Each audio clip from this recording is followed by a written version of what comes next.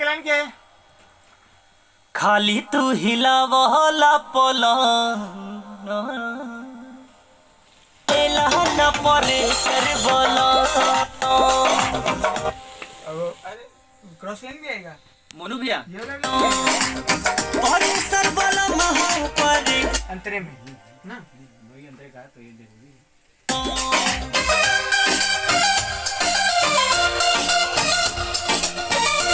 दिल खोर हो इन्हें छुएला बोला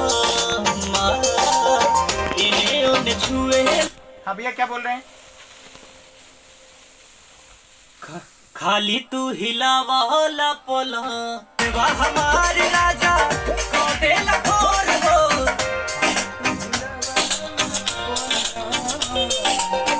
क्या है? खाली तू हिलावला पलंग हिलैला हिलावला वाह हमारे राजा को दिल खोर हो। तुरंत आना बे वाह हमारे राजा को दिल खोर हो। खाली तू हिलावला पलंग